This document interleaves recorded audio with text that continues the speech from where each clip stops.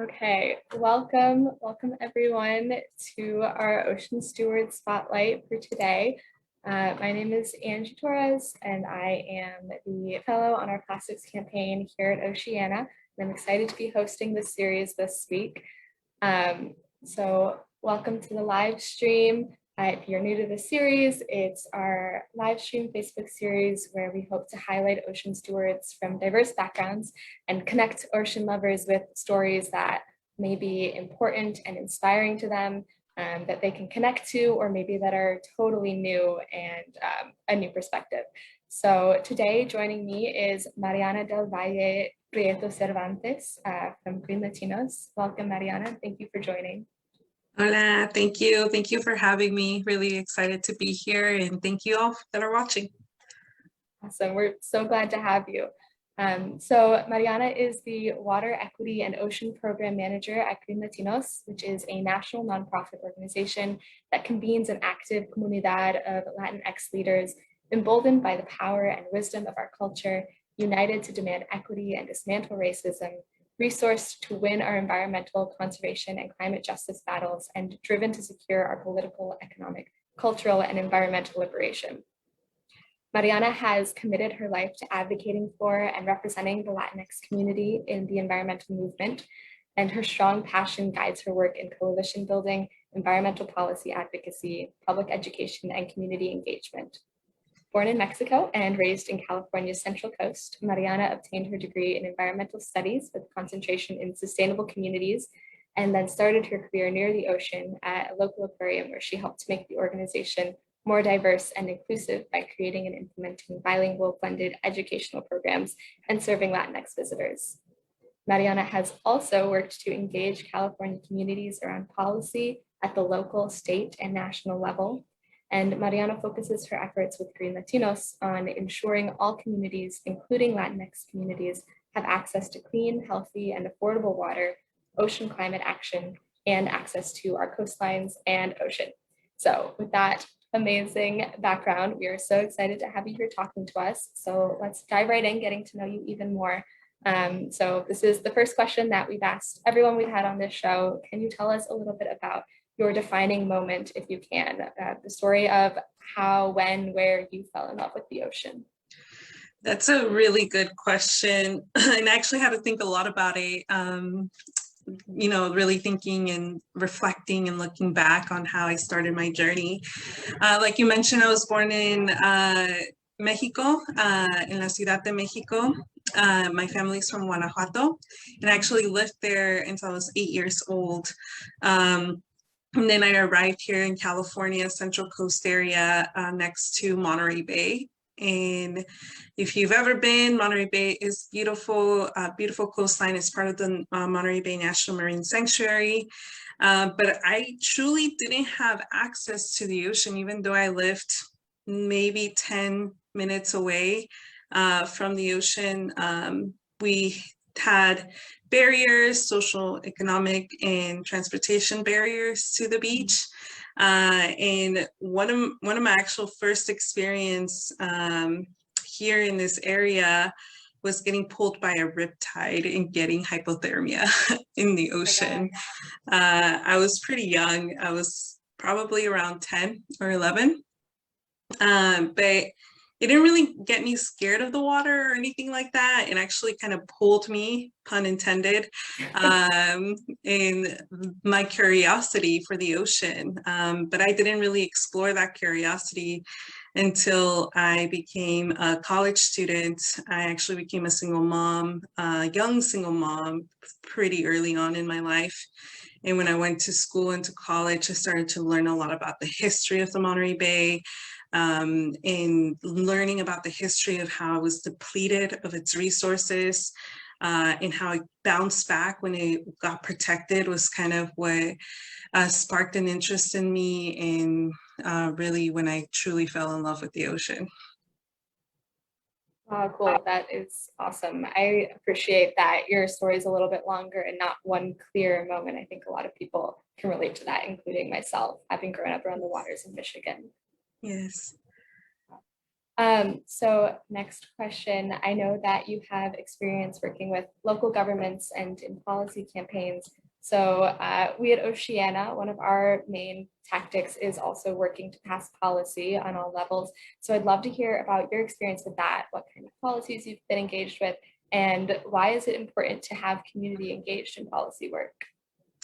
Yeah, that's a really good question. I actually started my first engagement in policy was around Prop 67, the plastic bag ban here in California. So I started to really make the connection on the importance of getting the word out, of engaging in these types of issues, and the importance of really making your voice heard when you care about something. So that kind of is what the first time that I really got involved in policy and got to see a lot of how people engage. What I started to see was that only certain people were part of the conversation. And I wanted to see more of my community, of my Latino community, of young people involved in, you know, spreading the word and really making sure that it feels accessible and that folks actually feel like they have a voice and a say in what's happening in their community. And so what I started to work on actually was reducing single-use plastic in the local level, in particular in one of the cities here in my area. And what happened there is we got a lot of different stakeholders together to talk about the issue of plastic and what we wanted to do of it, not just ocean conservationists or environmental NGOs, but also you know, from the waste district, waste management district to wastewater district to, you know, people and groups that you would normally not see in these spaces that cared about this issue, joined the conversation. And we would host these roundtables, talk about the issue, talk about what we can do in that community and how we can get everybody involved. And even the children, even school kids got involved in this and were able to help pass ordinance that reduce single-use plastic at the local level in restaurants and food vendors. And it was really, truly a community effort that made it all happen. So I think that was, for me, that is one of the biggest reasons why it's important for the whole community to be engaged, so that when these things happen, they're proud of the outcome and they're proud of what their community had accomplished. Yeah, that's so cool and that's so important. Just my personal curiosity, and I think for anybody watching who's interested in getting more involved with policy, how did you reach out to all of these diverse groups that you got involved in this policy? Or how did you connect to the community for this? Yeah, that's a really good question. I think it was just reaching out and saying, hey, we're working on this. We want what are your thoughts? And a lot of the time it was, oh, we've been talking about it, let's get together. And once we kind of did that with a lot of different groups, we created kind of this roundtable sessions, and we went out to our waste management district here in the area. We learned a lot about where our waste was going all together as a group. And I and a couple other people helped with getting projects to the schools, to the kids. So it wasn't necessarily like just having them go to restaurants and telling them to stop using single-use plastic. It was actually getting them to learn a little bit more about what's happening. They actually built a project of what kind of straw would be the best alternative to single-use plastic straw. Obviously, in connection with with the important visibility of our people with disabilities.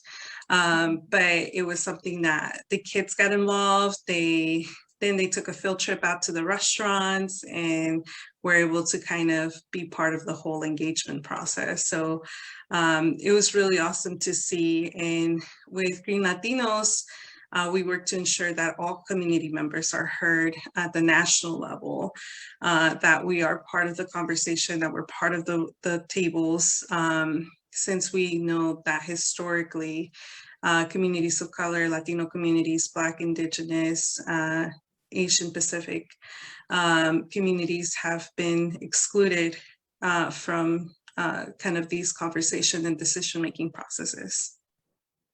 Yeah, that's true. That's so important and so amazing that you're doing that work to reach out to everyone and lift voices up that have not always been listened to. So speaking of the work that you're doing with Green Latinos, I want to talk about the Agua es Vida campaign. I know that it's not solely focused on the ocean, but it's focused on water equity and is something that is really important to your priorities at Green Latinos. So can you tell me some more about that project and that campaign? Yeah, so we have a campaign right now called Agua es Vida, Water is Life. Green Latinos, like you mentioned, convenes Latino, Latina, Latinx leaders really working towards environmental liberation. And at Green Latinos, we believe that water and access to water is a human right, something that the UN has acknowledged, but the United States as a nation has yet to do so themselves. Ourselves. So we really believe that. We believe that access to clean, healthy, and affordable water for drinking, for recreation purposes is really important. Even for our livelihood and our physical and mental health.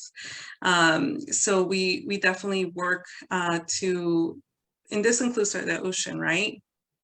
We also really want to recognize the interconnectedness of all of these different issues and how they connect to each other. So this does also include the ocean and having access to our amazing underwater world, our animals, for our livelihoods, as well as our mental and physical health. So we work at the federal level to really raise awareness, advocacy for strong policy and investment in our communities, in other communities of color.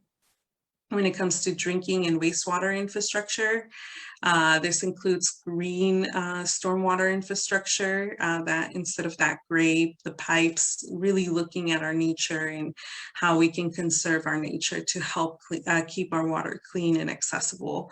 We also seek to advance agricultural and urban communities, regulate toxins in our water like PFAS, PFOs, and lead in our drinking water. And as we know, PFAS is something that is found in a lot of different objects that we use in our everyday lives, including single-use plastics. And so that's also kind of one of those intersections. And then addressing water affordability and advancing racial equity when it comes to that. And when it comes to ocean, really looking towards the ocean for ocean climate action. You know, the ocean is being impacted by climate change, but it's also the solution for us. And when we look to help the ocean, we also want to ensure that our communities, our Latino communities, who have been most at risk from the climate crisis are also being invested in. And then when it comes to plastic pollution, telling that whole story, right? Yes, plastic pollution is impacting our ocean and our waterways, but it's also impacting our communities when it gets extracted, as many of those oil and gas facilities are found in our communities, in our polluting our air, they're polluting our tierra, our soil, and you know, they're really harming our health. And not only that, all the way to waste, where a lot of incinerators are located in our communities. So really telling that whole story and advocating for change that won't just reduce single-use plastic, but also reduce the pollution in our communities. Yeah, that's so important. I think I mentioned when we spoke earlier this week, I'm living in Houston, Texas. I've been here for a while. And so I definitely see that with the petrochemical facilities and so close to neighborhoods and really affecting the people who live right there. Yes. It's very upsetting. And it's so good that y'all are focusing on that. And that I think I've seen in the Break Free from Plastic movement that Green Latinos and Oceana are both a part of, there has been a move to talk about the full life cycle of plastics, talking about the impacts from the creation to the disposal. And I think that that's so important. Yeah, and I think it's also important to talk about the just transition of it, right? How do we ensure that not only our communities are not impacted by the pollution, but that there's a just transition when it comes to moving towards renewable energy. Mm-hmm. Absolutely. The same people who live in those areas, that's where the jobs are as well. Mm-hmm. And it's all one big interconnected picture. Yes. And speaking of, connections between things, taking a step back to a very big picture question before I move into our, final normal questions. I know that you're really passionate, and I shared this in your introduction, passionate about representing and advocating for the Latinx community within the environmental movement. So what connections do you find or can you pull between fully celebrating and appreciating Latinx culture and community and protecting the ocean and appreciating our ocean and environment? Yeah, I think that's a really good question. In the mainstream environmental movement, growing up and, when I was in college studying this, what really moved me to even study environmental studies was my daughter, learning about the environmental impacts, the environmental injustices happening in our communities, and knowing that my daughter was going to be affected by these issues. So it really motivated me to go into environmental field. But when I was in those classes, I was oftentimes the only Latina there. When I started working in the environmental field, I was often the only Latina in my department.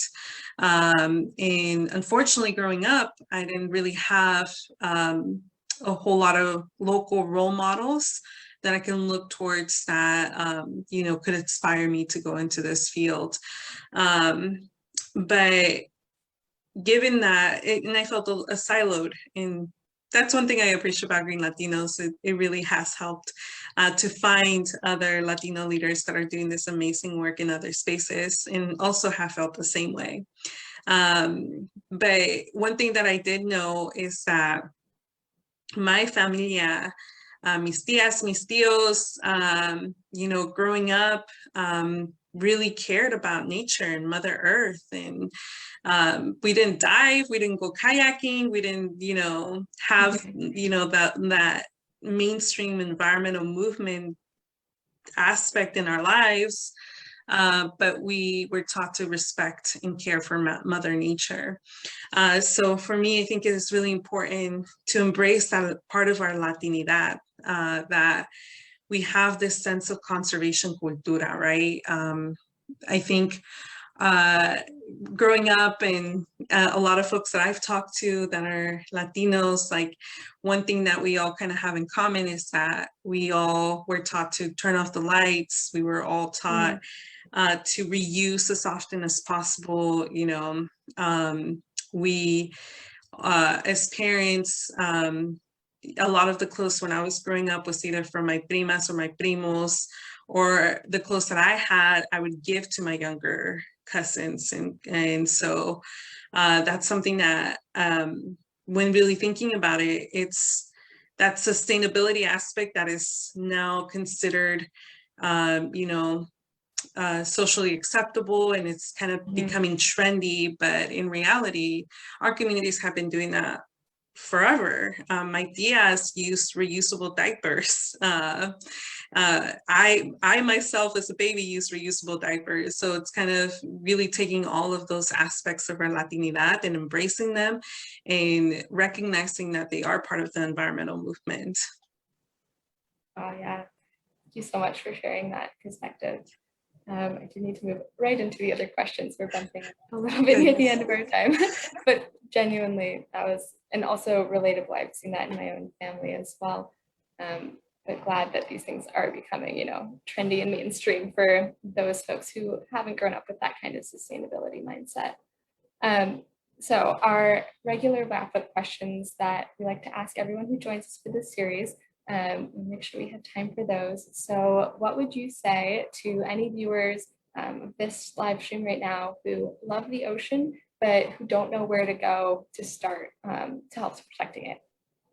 Yeah, I think I struggled with that a lot too. I think for me, when I really wanted to, when I felt inspired by the ocean and wanted to do more to protect it, and more to bring the ocean to my family and to others, I think the one thing that I really had to do is look inside, right? Look to see what I'm really passionate about when it comes to ocean, and see what kind of changes I can make personally in my personal life, or in my own community. Starting there, I think it's really important to step out of your house, look around, and see how any change that you can make there is going to eventually impact the ocean, whether you live right next to the ocean or not. Yeah, that's a great thing for everyone to recognize. So the second part of that question is for those in the ocean community who are already at work. What is your vision for the conservation community and the ocean conservation community specifically going into the future? How would you like to see it grow and change? I think for me, I would really like to see it grow in the sense of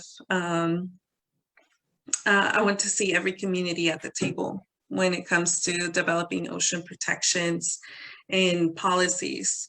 Nuestras voces son muy importantes, our voices, especially of marginalized and people that have been historically excluded, due to systematic and historical barriers, need to be at the table. Communities that are feeling the effects and have been feeling the effects of climate change need to be at the table. There's already so many Black, Latinx, Indigenous community leaders that are doing some great and amazing work in their own community. And I would love to see them being uplifted. I would love to see the movement working towards amplifying everyone's voice and protecting everyone's right to enjoy our beautiful coastlines and our ocean, and also be able to drink pure and clean water.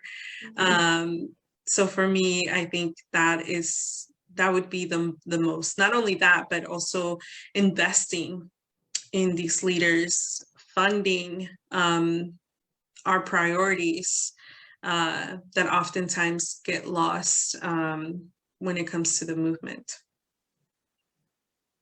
Yeah, I think that's a fantastic vision that I hope we can all strive towards. Yes. Well, that's fantastic. There's so much more time we could fill speaking. I could definitely keep talking to you for a while, but we want to make sure that we share how people can find out more about you and your work and the work of Green Latinos. So our lovely field team will throw your information up on the screen so that people know where to go to find out more or make a donation to Green Latinos. Thank you. Appreciate that. Before we sign off, any parting words from you for everyone watching? Again, mil gracias. Thank you so much for building this space. Thank you for everybody that's watching. Thank you for, really taking the time to learn and to listen. I hope this conversation has inspired you a bit more if you're just getting into the ocean field. Not to be afraid to go after what you're passionate about. There's definitely a lot of different opportunities, and there's definitely a lot of work that needs to be done in a lot of different communities. So I hope that you got a little inspired, and if you want to get involved and support Green Latinos, one of the amazing things that we do have is we have working groups for all of our policy priorities.